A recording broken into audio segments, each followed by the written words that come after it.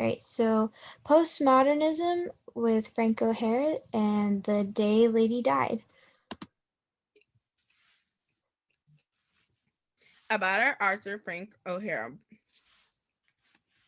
Frank O'Hara was born in Baltimore, Maryland, but moved to the Massachusetts suburbs at a young age. Growing up, he was a serious music student and wanted to be a concert pianist. During World War II, he served on the USS Destroyer Nicholas.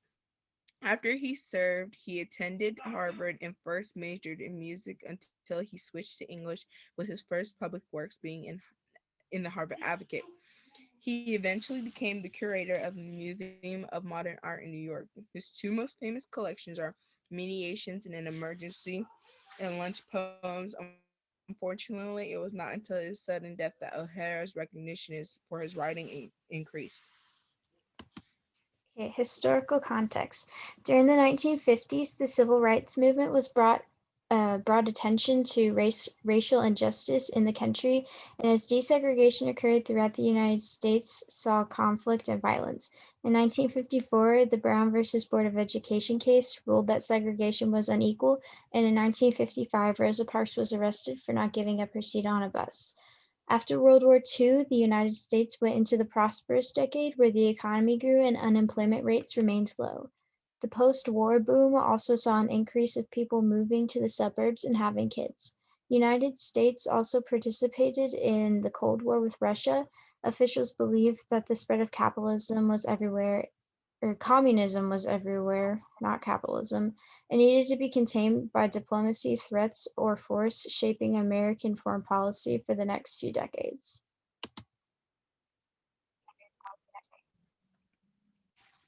Literary movement, postmodernism. A form of literature which is marked stylistically and ideologically by a reliance on literary conventions like fragmentation, paradox, unreliable narrators, often unrealistic and impossible plots, parody, paranoia, dark humor, and authorial self-reliance. This style of literature often thematizes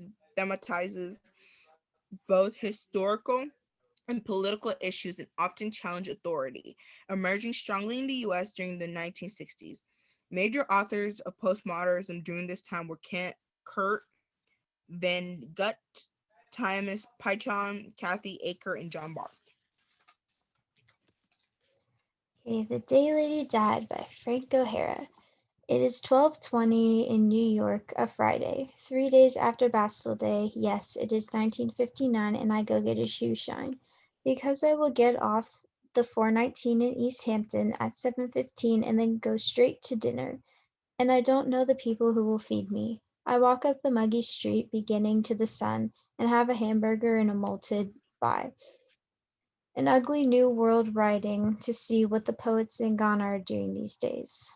I go on to the bank, and Miss Stillwagon, first name Linda I once heard, doesn't even look up my balance for once in her life. And in the Golden Griffin I get a little Verlaine for Patsy with drawings by Bernard, although I do think of Hesiod, Trans Richmond Lattimore, or Brendan Behan's new play of Le Balcon or Le Negre of Gannett.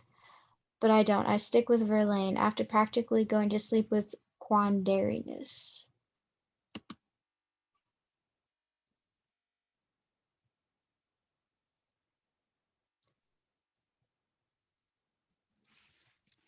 And for Mike, I just strolled into the Park Lane liquor store and asked for a bottle of Strega. And then I go back where I came from, 6th Avenue, and the tobacconist in Zenfield Theater and casually ask for a carton of Goliosis pulses and a carton of pecanions and a Newport Post with her face on it.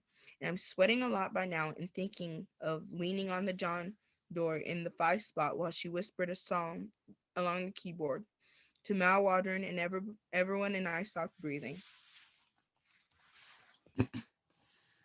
Okay, so Mal Waldron appears at the end of the poem playing the keyboard for a mysterious woman. Waldron was an American jazz pianist, composer, and arranger.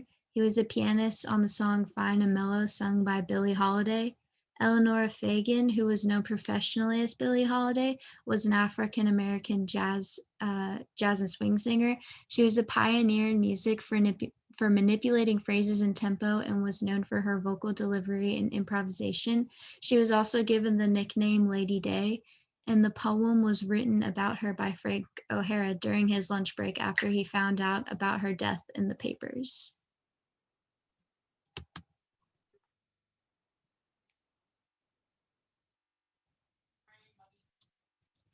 This poem, this type of poem is a postmodernism poem.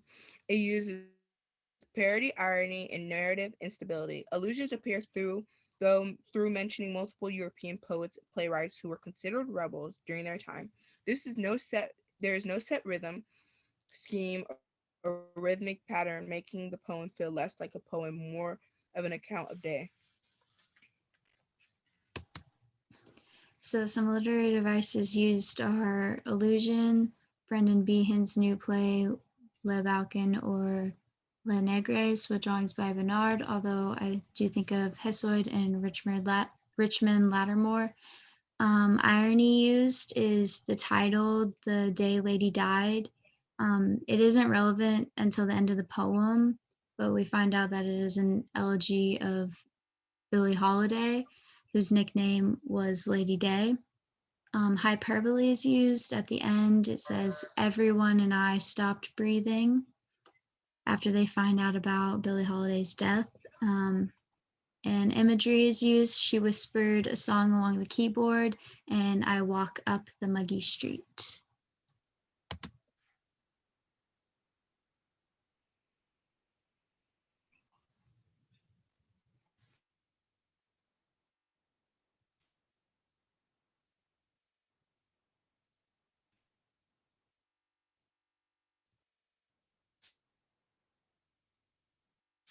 Sound devices. Electric guitar, piano, violin,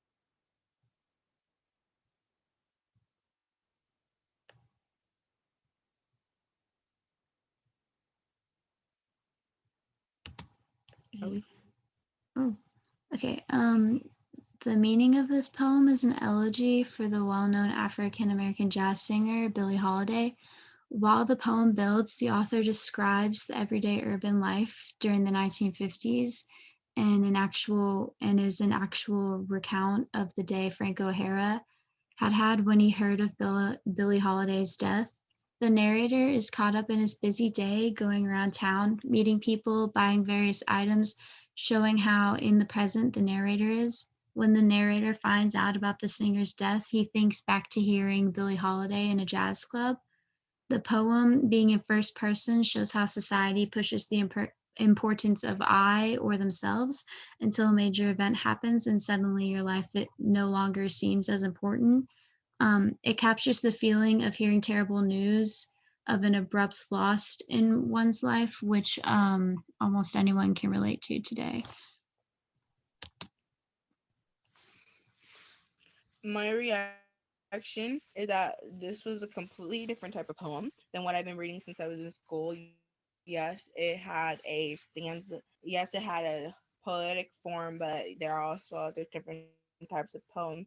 This poem was really different from the fact that it didn't really have a rhyme scheme, and you really had to pay attention to what was going on, and I had to reread it all over again. But I was glad that I was open to a different type of poetry.